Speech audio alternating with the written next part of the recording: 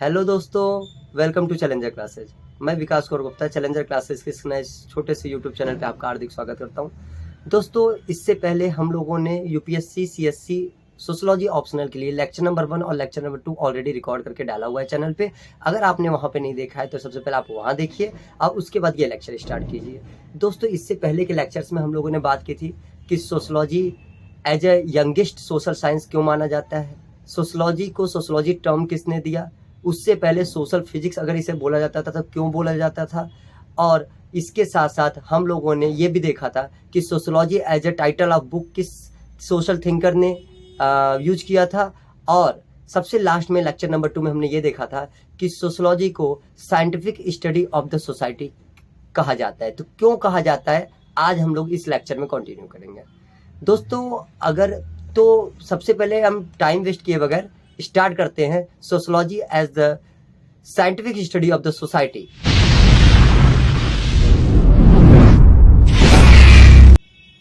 दोस्तों, scientific study of society समझने से पहले आपको यह समझना पड़ेगा कि साइंस क्या है।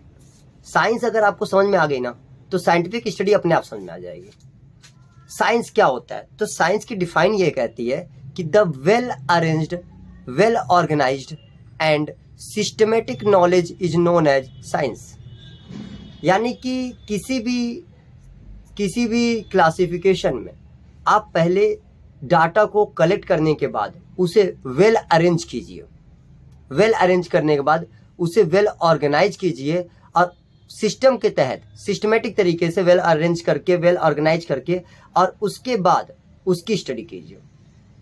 जब आप उसकी स्टडी करते हैं तो उसके बाद जो आप एनालिसिस के थ्रू इंटरप्रेटेड करते हैं वो होता है सोशल फैक्ट, साइंटिफिक फैक्ट।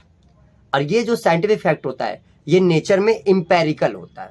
दोस्तों, हम कुछ वर्ड यूज करेंगे। इंपेरिकल क्या होता है, तो इंपेरिकल का मतलब क्या है, जैसे आप लोग कभी केमिकल लैब में कोई रिसर्च करते हैं, कोई एक्सपेरिमेंट करते हैं। आप अगर एज ए केमिस्ट्री स्टूडेंट रहे हो तो आपने केमिकल लैब में बहुत सारे केमिस्ट्री और फिजिक्स के एक्सपेरिमेंट्स किए होंगे, बायोलॉजी के एक्सपेरिमेंट्स किए होंगे। यहाँ पर इंपेरिकल वर्ड का मीनिंग क्या है? इंपेरिकल वर्ड का मीनिंग ये है कि आपने जो निष्कर्ष निकाला है, जो कंक्लूजन निकाला है, जो फैक्ट एक्सट्रैक्ट किया है, वो बाकायदा सिस्टमेटिक तरीके से प्रोसेस के बाद आया हुआ है। मतलब आपने जो रिजल्ट एक्सपेरिमेंट किया है उसमें प्रॉपर तरीके से आपने स्टेप्स फॉलो किए और उसके बाद जो साइंटिफिक तरीके से स्टडी किया और उसके बाद फाइनल रिजल्ट आया है। और ये जो रिजल्ट है ये कई बार करने पर सेम ही आया है, तो इसे बोलते हैं इंपेरिकल रिजल्ट। कहने का यह मकसद है कि जो साइंस होता है वो इंपेरिकल इन नेचर होता है। इसका मतलब यह है कि अगर आप एक ही चीज बार बार करते हैं और रिजल्ट भी हर बार सेम आता है तो आप कहेंगे कि ये इंपेरिकल इन नेचर है। जैसे अगर मैं कहूं कि ये पेन है तो इस पेन का जो भी फॉर्मूला है वो यहाँ पर या किसी अदर जगह पर स्टडी किया जाए तो फॉर्मूला में कोई चेंजेस नहीं आएंगे, फॉर्मूला सेम है। और स्टडी करने का जो प्रोसेस होगा वो भी साइंटिफिक तरीके से होगा, सिस्टमेटिक तरीके से होगा। इसे बोलते हैं इंपेरिकल स्टडी या साइंटिफिक स्टडी। तो दोस्तों, मैं कहता हूं कि साइंस क्या है? साइंस एक वेल अरेंज्ड, वेल ऑर्गेनाइज्ड और सिस्टमेटिक नॉलेज है। इसे ही बोलते हैं, सिस्टमेटिक नॉलेज को साइंस बोलते हैं। इसका मतलब ये है कि अगर आपको किसी भी जगह पर रिसर्च करना है, जैसे पॉपुलेशन सेंसस होता है, उसमें क्या होता है, लोगों के घर घर पे आते हैं, जनगणना करते हैं। क्या पूछते हैं?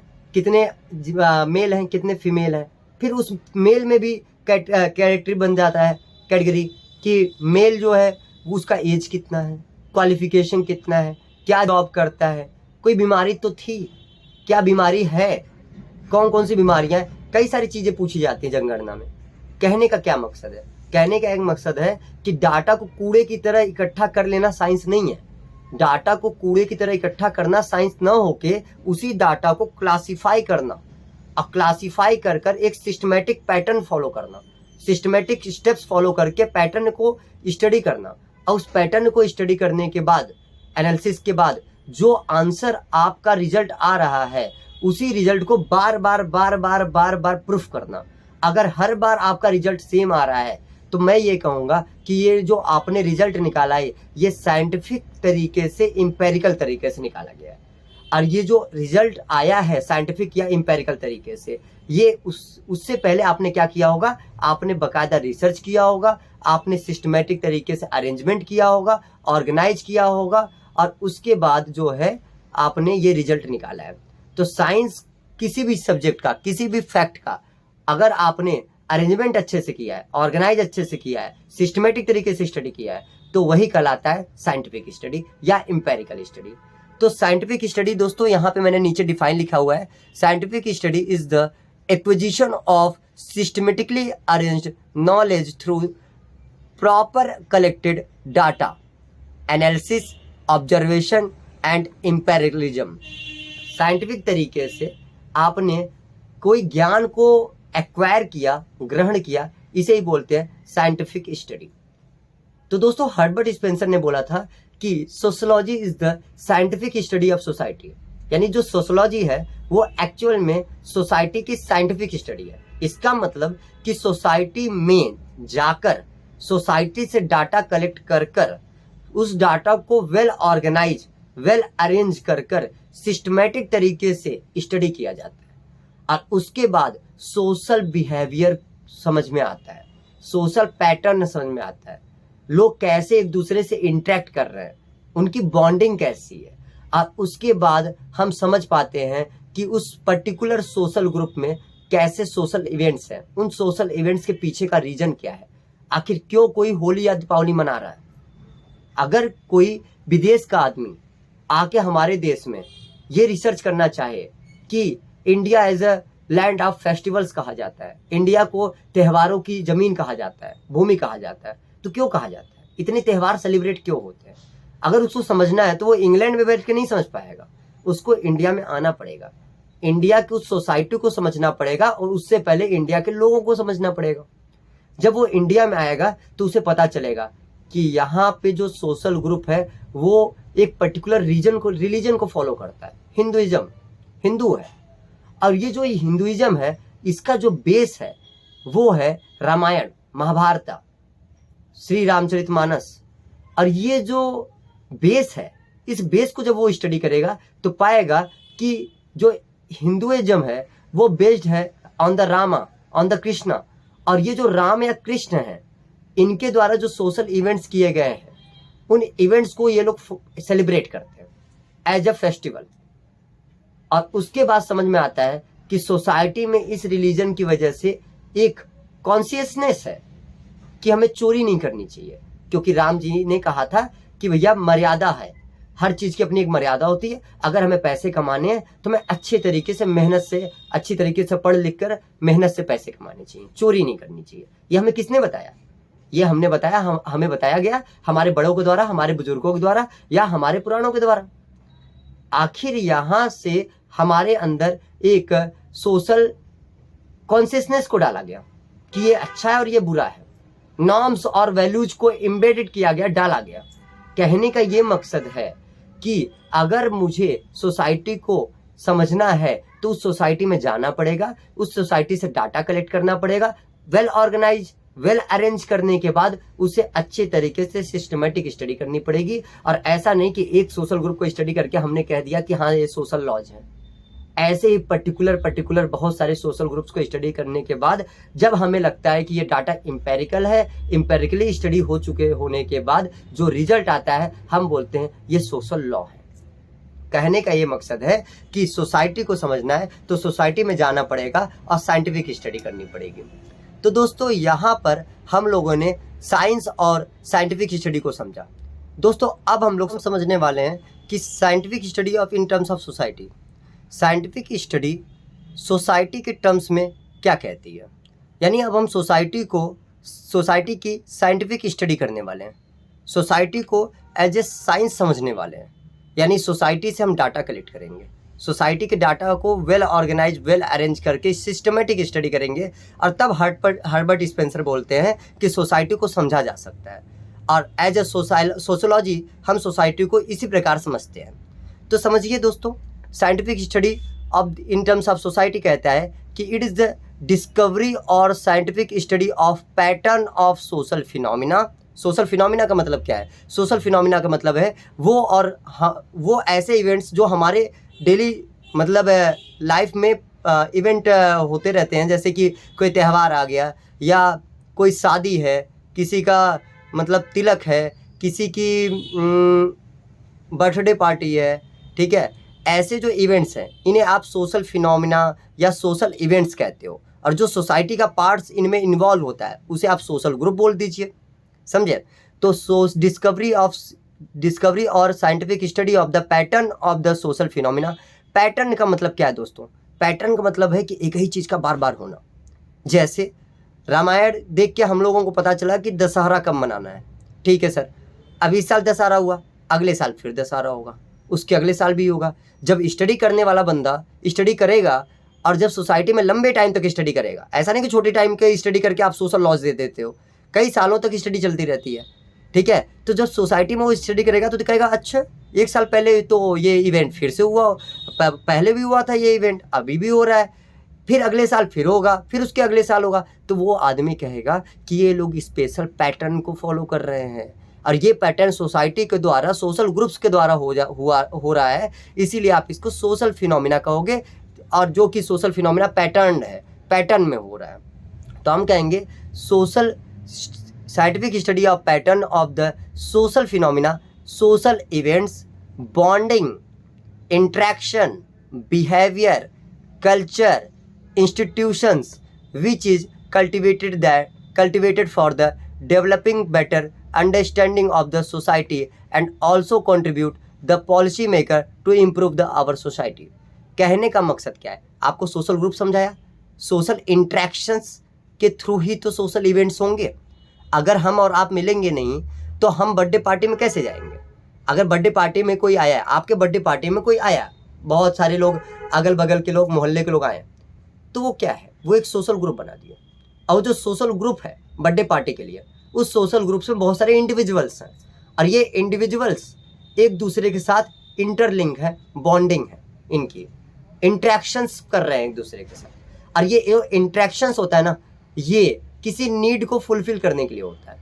जैसे अगर मैं तुम्हारे बर्थडे पे आया हूँ तो सीधी सी बात है, मेरे मन में ये है कि मुझे केक खाने को मिलेगा, और तुम्हारे मन में ये है कि मुझे गिफ्ट मिलेगा। इंट्रैक्शंस, और इंट्रैक्शंस के पीछे मोटिव क्या होता है? अपना बेनिफिट, अपनी नीड की फुलफिलमेंट। और ये जो इंट्रैक्शंस हैं ये सोशल ग्रुप का सोशल ग्रुप के साथ, इंडिविजुअल का किसी सोशल ग्रुप के साथ, या इंडिविजुअल का इंडिविजुअल के साथ होता है। और ये जो सोशल ग्रुप्स का आपस में इंट्रैक्शंस होने के बाद सोशल इवेंट्स हो रहे हैं, ये पैटर्न हो जाते हैं। जब ये पैटर्न हो जाते हैं, ये इनके बिहेवियर में आ जाता है। जब ये बिहेवियर में आ जाता है तो लंबे टाइम तक चलता रहता है और हमारा कल्चर या ट्रेडिशन बन जाता है। जब ये हमारा कल्चर और ट्रेडिशन बनता है तो समाज इसको एक्सेप्ट कर लेता है कि हाँ भाई ये सही है। जैसे जब हम लोग आदि मानव थे तो क्या हम लोग जब पत्ते बांध के घूमते थे तो क्या उसमें शादी ब्याह का प्रचलन था? नहीं था। शादी ब्याह होती थी उस टाइम पे? होती होगी शादी ब्याह? नहीं, शादी ब्याह नहीं होती थी। लेकिन आज के टाइम पे शादी ब्याह एक सोशल इंस्टीट्यूशंस है। सोशल इंस्टीट्यूशंस है, इसका कहने का ये मतलब है कि शादी ब्याह को सोसाइटी ने एक्सेप्ट कर लिया है as a male and female interaction for the mutual benefit. अब ये म्यूचुअल बेनिफिट के पीछे बहुत सारे लॉज हैं, अभी हम लोग आगे पढ़ेंगे इसी पेपर 1 में ही कि marriage as a social institution. हमें समझना है कि मैरिज एक सोशल इंस्टीट्यूशन कैसे है, जहाँ पे एक मेल की ज़रूरतों को एक फीमेल पूरे करता है। यहाँ पे प्रॉपर्टी का कॉन्सेप्ट आएगा कि यहाँ पे बहुत सारी चीज़ें आएंगी, सब यहाँ पे बोल दूंगा तो प्रॉब्लम हो जाएगी, आपको समझ नहीं आएगा बातों का। लेकिन मैरिज को सोसाइटी ने एक्सेप्ट किया है, और आज के टाइम पे लड़का पैदा हुआ है तो उसे मैरिज करना है, शादी करनी है। लड़का या लड़की जो भी पैदा हुआ है उससे शादी करनी है। ऐसा नहीं होगा कि बिना शादी करा जाए। अगर बिना शादी करा गया तो सोसाइटी क्रिटिसाइज करने लगेगी कि शादी नहीं हुई, और अगर समय से पहले शादी हो गया तो भी सोसाइटी क्रिटिसाइज करेगी। कहने का ये मकसद है कि ये जो शादी, मैरिज या कोई भी सोशल इवेंट्स है, इनके पीछे बाकायदा एक रीजन्स होते हैं, और यही रीजन्स लंबे समय तक अगर फॉलो किए जाते हैं हमारे कल्चर या ट्रेडिशन का पार्ट बन जाते हैं। और यही कल्चर ट्रेडिशन जो बिहेवियर है ये ऑलरेडी समाज के द्वारा एक्सेप्टेड है, समाज ने इसको स्वीकार किया है, और यही लंबे टाइम तक चलने की वजह से कस्टम और ट्रेडिशन के साथ साथ हमारे सोशल इंस्टीट्यूशंस का पार्ट बन जाता है। और यही सोशल इंस्टीट्यूशंस को स्टडी करता है सोशोलॉजी। यही social interactions, social behaviour, social facts, social events, social groups, interaction, bondings को स्टडी किया जाता है सोशोलॉजी के थ्रू। तो दोस्तों अगर हमारे देश में पॉलिसी बनानी है, क्योंकि देखो यहाँ लिखा हुआ है and also contribute the policy maker to improve our society, कहने का क्या मकसद है? आप सोचो दोस्तों कि हमारी गवर्नमेंट जो है गवर्नमेंट पॉलिसीज बनाती है, जो गवर्नमेंट पॉलिसीज बनती है वो गवर्नमेंट पॉलिसीज किन चीज़ों को ध्यान में रख के बनती है? ध्यान में रख के बनती है कि पॉलिसीज किन के लिए हैं। जैसे अगर ट्राइबल पीपल्स के लिए हम किसी एजुकेशन में या रिजर्वेशन में या सब्सिडी के लिए कोई पॉलिसी लेके आते हैं तो हम उनकी ज़रूरतों को ध्यान में रखते हैं, उनकी सोसाइटी को समझते हैं, उनकी सोशल ग्रुप्स और सोशल इंट्रैक्शन, सोशल नीड्स को समझते हैं और उसके बाद उनके वेलफेयर के लिए हम सोशल गवर्नमेंट स्कीम्स लेके आते हैं। लेकिन स्कीम्स लाने से पहले बाकायदा सोशोलॉजिस्ट और इकोनॉमिस्ट, पॉलिटिकल पार्टीज बैठ के बाकायदा मीटिंग करती हैं, समझती हैं कि क्या उनकी एक्चुअल में नीड है और क्या ये जो स्टेप्स उठाए गए हैं क्या इन स्टेप्स के द्वारा उनके नीड को पूरी की जा सकती है या नहीं की जा सकती। यानी कि सोशोलॉजी हमारे पॉलिसी मेकिंग में भी हमारा हेल्प करता है। तो दोस्तों सोशोलॉजी को समझकर ही तो हम सोसाइटी को समझेंगे और सोसाइटी को समझ के ही तो हम सोसाइटी के इंडिविजुअल के फ़ायदे के लिए उनके लिए स्कीम्स लेके आएंगे। तो इसके लिए हमें ये समझ में आ रहा है कि sociology as a formulation of the policies very important है। तो यहाँ पे ये लाइन आपको समझ में आ गई होगी कि पॉलिसी मेकर्स को ये हेल्प करता है टू इम्प्रूव आवर सराउंडिंग और सोसाइटी। दोस्तों यहाँ तक तो बात समझ में आ गई। अब हम बात करते हैं कि अभी तक हम लोगों ने बात किया कि साइंस क्या है, साइंस क्या है और साइंस जो है उसके साइंटिफिक स्टडी क्या होती है और सोशोलॉजी को हम साइंटिफिक स्टडी की तरह कैसे समझ सकते हैं। हम सोशोलॉजी को एक as a scientific study of the society क्यों बोल रहे हैं, यहाँ तक बातें समझ में आ गई। दोस्तों साइंस को और समझना पड़ेगा। साइंस जो है ना इसको क्लासिफिकेशन किया जाता है, इसका क्लासिफिकेशन किया जाता है ऑन टू बेसिस। पहला on the basis of its acquisition and application. आपने नॉलेज को, आपने सिस्टमेटिक नॉलेज को, साइंस क्या है? सिस्टमेटिक नॉलेज है। आपने सिस्टमेटिक नॉलेज को किस प्रकार एक्वायर किया और अप्लाइड किया, एप्लीकेशन किया, इस पर डिपेंड करता है कि साइंस क्या है। तो इसके बेसिस पे साइंस के दो पार्ट्स होते हैं। Science can be classified into two parts, pure and applied science.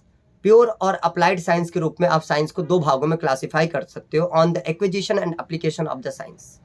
दोस्तों इसमें प्योर साइंस ये कहता है कि जिसमें आपने, साइंस का मतलब आप ये समझिएगा साइंटिफिक नॉलेज जो आपने एक्वायर किया है। प्योर साइंस कहता है कि science which is focused on the acquisition of knowledge empirically.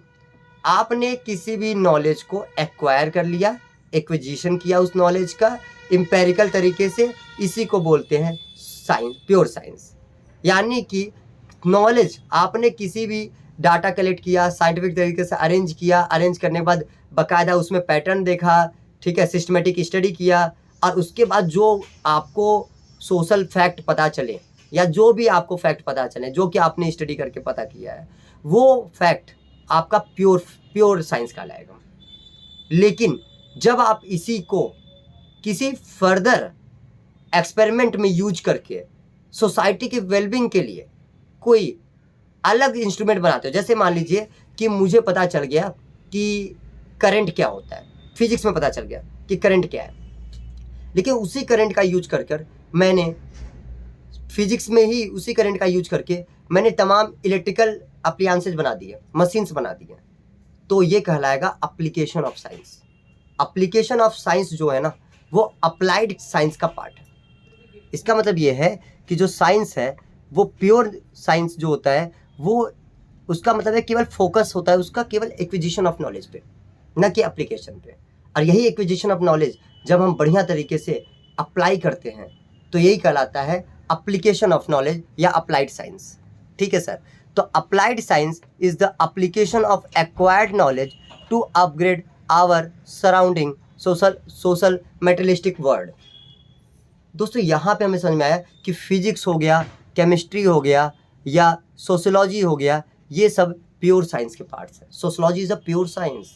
अब प्योर साइंस है इसी वजह से ये वैल्यू लोडेड नहीं है, अगर आप सोशोलॉजी पढ़ रहे हो तो अपनी मान्यताओं को साइड में रख के सोसाइटी को समझो, वैल्यू रख के मत समझो। अगर आप वैल्यू लोडेड होगे, अगर आपके अंदर पहले से वैल्यूज है और तब आप किसी अदर सोसाइटी को समझने जा रहे हो तो आप उस सोसाइटी को अच्छा या बुरा कहोगे।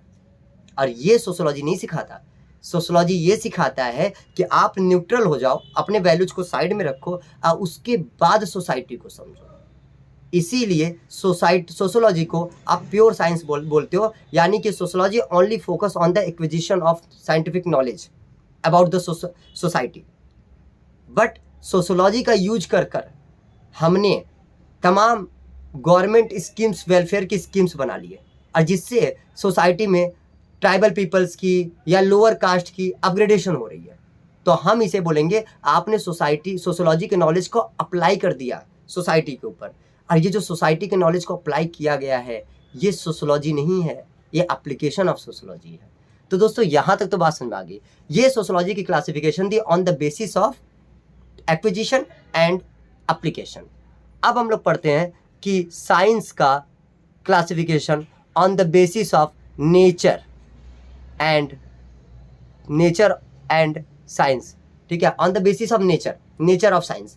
साइंस के नेचर को समझ के हम अब सोशोलॉजी को क्लासिफाई करने जा रहे हैं। तो देखो दोस्तों, साइंस के नेचर के हिसाब से साइंस को यानी कि साइंटिफिक नॉलेज को आप 3 भागों में बांट सकते हो, formal science, natural science and social science. दोस्तों फॉर्मल साइंस ऐसे साइंस के ऐसा ब्रांच है जिसमें हम फॉर्मल सिस्टम से डील करते हैं। फॉर्मल सिस्टम क्या है? Abstract system. जैसे मैथ को आप छू सकते हो क्या? नहीं छू सकते।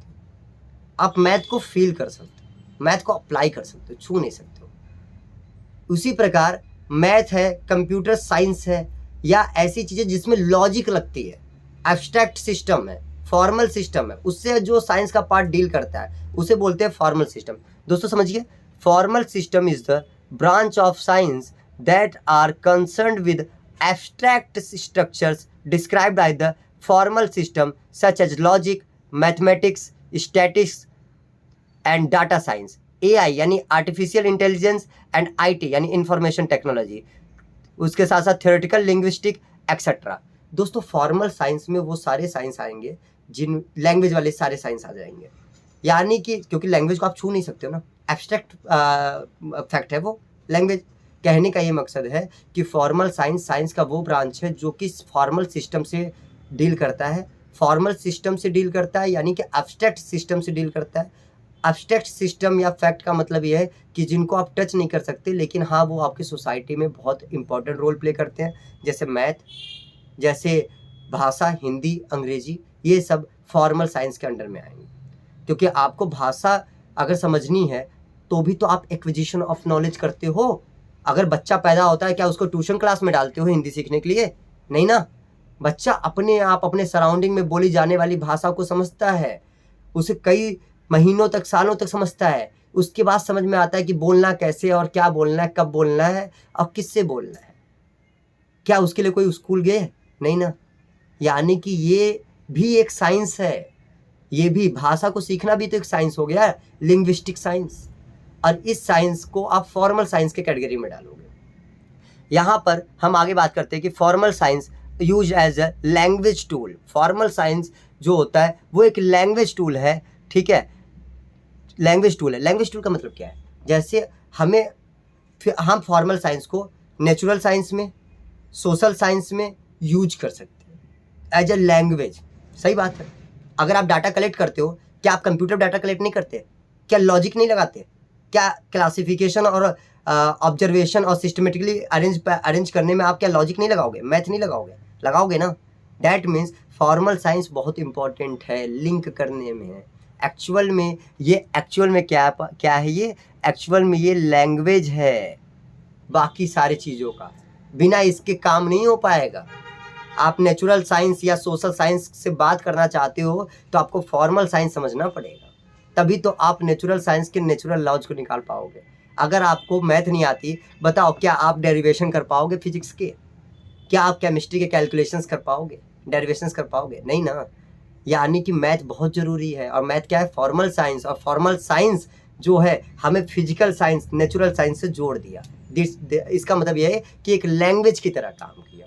और ये जो बैज पास्कल हैं या ह्यूजेंस हैं या पाइथागोरस है, इन्हें बोला जाता है फॉर्मल साइंस के जनक हैं ये, ठीक है, फादर ऑफ फॉर्मल साइंस। दोस्तों फॉर्मल साइंस यहाँ तक समझ में आ गया। अब हम बात करेंगे नेचुरल साइंस की। नेचुरल साइंस साइंस का वो ब्रांच है जो डील करता है नेचर से और नेचुरल फोर्सेस से। नेचर और नेचुरल फोर्सेस से डील करता है नेचुरल साइंस, यानी कि हमारे सराउंडिंग्स में जो भी सोशल इवेंट्स हो रहे हैं और उनके पीछे का जो साइंटिफिक रीजन है उसको समझने में हेल्प करता है नेचर। जैसे अगर सेब गिर रहा है तो एक सेब का गिरना एक इवेंट है, लेकिन इस इवेंट के पीछे एक रीजन है ग्रेविटेशनल पुल, और ये जो ग्रेविटेशनल पुल है ये समझा जा सकता है साइंस के द्वारा। साइंस में आप नेचुरल साइंस के द्वारा इसे समझ रहे हो, लेकिन समझने में हेल्प फॉर्मल साइंस भी करेगा, क्योंकि जब आप लॉ ऑफ ग्रेविटेशन की बात करोगे, जब आप कैलकुलेशंस करोगे तो आपको मैथ, आपको एआई, आपको आईटी का यूज करना पड़ेगा। इसीलिए हमने बोला कि लैंग्वेज की तरह काम करता है एआई या मैथ। दोस्तों यहाँ पे जो आपका नेचुरल साइंस है ये आगे फर्दर दो भागों में और क्लासिफाई किया जाता है। पहला फिजिकल साइंस और दूसरा बायोलॉजिकल साइंस। फिजिकल साइंस और बायोलॉजिकल साइंस क्या है? फिजिकल साइंस ऐसा ब्रांच ऑफ नेचुरल साइंस है जो कि abiotic component of the nature से डील करता है। यानी हमारे नेचर में दो कंपोनेंट्स हैं, बायोटिक एंड अबायोटिक। बायोटिक वो जिनमें जान है, जिनमें लिविंग नेचर है, लेकिन अबायोटिक वो है जो नॉन लिविंग थिंग्स है, जैसे पहाड़, नदी, ये सब क्या है? अबायोटिक। लेकिन बायोटिक में हम लोग आ जाएंगे, जानवर आ जाएंगे, पेड़ पौधे आ जाएंगे। कहने का ये मकसद है कि बायोटिक और अबायोटिक दोनों नेचुरल के इंटीग्रल कंपोनेंट्स हैं, और इनको स्टडी करने के लिए हमारे पास नेचुरल साइंस है। नेचुरल साइंस का फिजिकल साइंस डील करता है अबायोटिक कंपोनेंट से, और आपका लाइफ या बायोलॉजिकल साइंस डील करता है बायोटिक कंपोनेंट से। जैसे कि अगर आप बात करते हैं फिजिक्स की, केमिस्ट्री की, एस्ट्रोनॉमी की, ये सब हमारे नेचर को समझने के लिए साइंस है और जो कि पार्ट है फिजिकल साइंस के। जबकि आपकी बायोलॉजी, जूलॉजी या बॉटनी या ऐसे लाइफ साइंस क्या कहलाते हैं? बायोलॉजिकल साइंस कहलाते हैं, जो कि पार्ट ऑलरेडी है नेचुरल साइंस के। दोस्तों इसके बाद तीसरा साइंस है सोशल साइंस। फॉर्मल और नेचुरल साइंस के बाद साइंस को तीसरे पार्ट में क्लासिफाई किया गया, सोशल साइंस। सोशल साइंस नाम से पता चल रहा है सोसाइटी की बात हो रही है। यहाँ पर जो डोमेन है वो सोसाइटी है, जबकि नेचुरल साइंस में डोमेन क्या था? नेचर और नेचुरल फोर्सेस।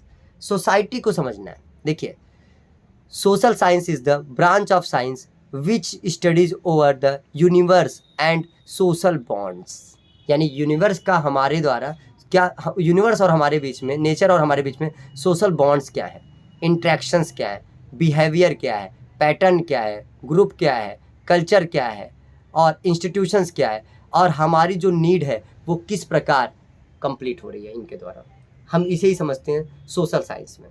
सोशल साइंस के अगर एग्जांपल्स की बात करें तो sociology is the social science. Sociology is the pure science, सही बात है। Sociology is the social science. यहाँ तक आपको बात समझ आई।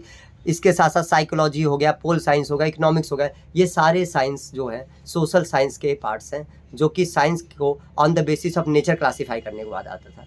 दोस्तों यहाँ पर एक बात नोट करने वाली बात है कि नेचुरल साइंस और सोशल साइंस ये बहुत ज़्यादा एक्यूरेट है, प्रिसाइज है, एग्जैक्ट है। क्यों? क्योंकि ये मैथ्स पे डिपेंड करते हैं, और मैथ्स पे डिपेंड करते हैं, और मैथ्स किन पे काम करता है? मैथमेटिकल डाटा पर। जो एक डाटा है उसके पास तो अपना खुद का कॉन्सिस्टेंस है नहीं, तो मैथमेटिकल तरीके से जब हम डेरिवेशन करते हैं तो हमारी वैल्यूज हमेशा सेम आती है। हम बोलते हैं कि ग्रेविटेशन, अगर मैं सेब को ऊपर से नीचे गिराया तो किस वेलोसिटी से गिरा, मैं यहाँ कैलकुलेट करूँ या किसी अदर जगह पे आकर कैलकुलेट करूँ, वैल्यू सेम आएंगी। वैल्यू सेम आएंगी, इसका मतलब ये है कि मैथमेटिकल जो आपने डेरिवेशन किया वो प्रिसाइज है, एग्जैक्ट है। क्यों? क्योंकि वो मैथमेटिकल डाटा पे डिपेंड करता है।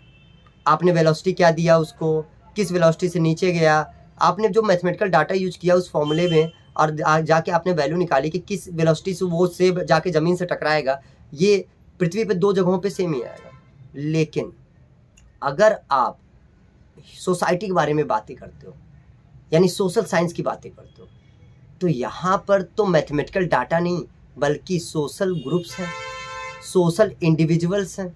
और याद रखिए सोशल इंडिविजुअल्स के पास सोशल इमोशंस हैं, सोशल इमोशंस हैं, सोशल कॉन्शियसनेस है, उनका खुद का नेचर है, बिहेवियर है, उनके सराउंडिंग के द्वारा ये शेप किए जाते हैं। और ये जो सोशल बिहेवियर है जो सराउंडिंग के द्वारा शेप किया जा रहा है ये एक्चुअल में वेरिएबल है, ये जगह जगह पर चेंज होता रहेगा।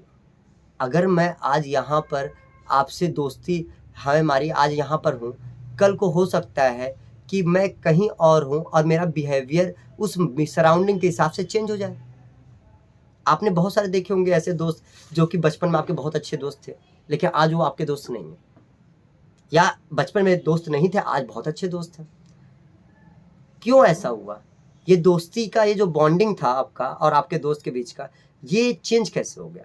ये एक्चुअल में चेंज हुआ सराउंडिंग की वजह से, क्योंकि आपके अगल बगल जो सोशल इवेंट्स हो रहे हैं ना वो आप पे इफेक्ट डाले।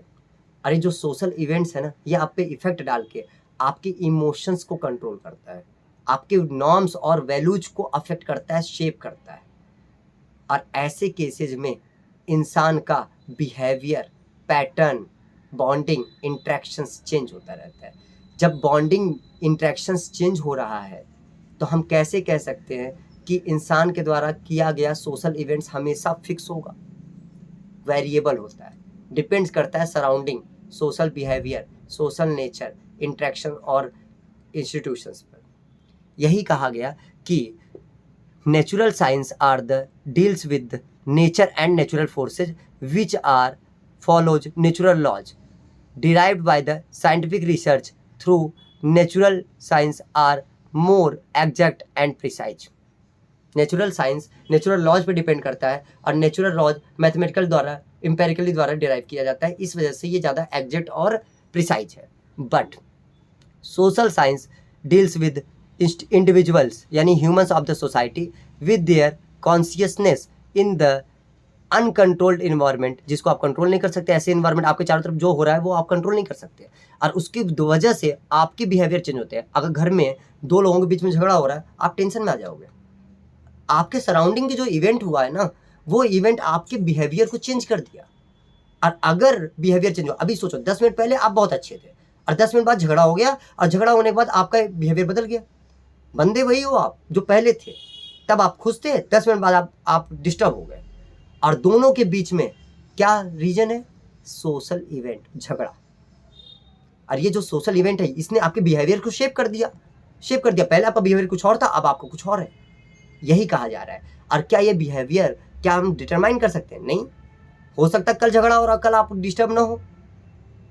जरूरी है कि डिस्टर्ब होना? और अगर डिस्टर्ब हो गए तो क्या जरूरी है कि जितना आज डिस्टर्ब हो उतना ही कल होंगे? वेरिएबल है, वेरी करता रहता है सोशल इवेंट्स के हिसाब से। और ये जो सोशल इवेंट है आपके इमोशंस को शेप करता है। तो ऐसे केस में हम कैसे कह सकते हैं कि किसी यूनिवर्सल लॉ के द्वारा फॉलो होगा? लॉ के द्वारा, यूनिवर्सल लॉ के द्वारा फॉलो नहीं होगा। वेरिएबल इन नेचर है, इसलिए लेस प्रिसाइज और लेस एग्जैक्ट है। इसीलिए हम कहते हैं कि sociology is a social science are the not exact and precise as the physical and natural science, very important natural science. अब क्वेश्चन आता है कि ये प्रिसाइज नहीं है और एग्जैक्ट नहीं है, तो भाई ये इनको पढ़ना जरूरी क्यों है? इनको पढ़ना इसलिए ज़रूरी है क्योंकि ये जो नेचुरल साइंस है या ये फॉर्मल साइंस है ये एक्चुअल में डील कौन कर रहा है? ह्यूमंस ही तो कर रहे हैं ना। और ह्यूमंस कर रहे हैं तो क्या ह्यूमंस का इमोशंस उनके पास है? और जब ह्यूमंस का इमोशन उनके पास है तो वो इमोशंस के थ्रू नेचुरल साइंस को डील कर रहे हैं। अगर इमोशंस ही कंट्रोल्ड नहीं होगा, अगर इमोशंस को स्टडी ना किया जाए तो उनका नेचुरल साइंस कैसे स्टडी हो पाएगा? आप ये सोचिए, अगर हम ह्यूमंस के इंटरेक्शंस में, ह्यूमंस के बिहेवियर में ये ना डालें कि बम बनाना या एटम बम बनाना खतरनाक है, तो ह्यूमंस तो एटम बम बना के दूसरे देशों पे गिराते रहे। इससे तो सोशल डिस्ट्रॉय हो गया, सोसाइटी डिस्ट्रॉय हो गई, जान और माल की बहुत ज़्यादा हानि होगी। आखिर ह्यूमंस को पता होना चाहिए कि साइंस का यूज अच्छे लिए करना है, अच्छे के लिए करना है, सोसाइटी के भलाई के लिए करना है।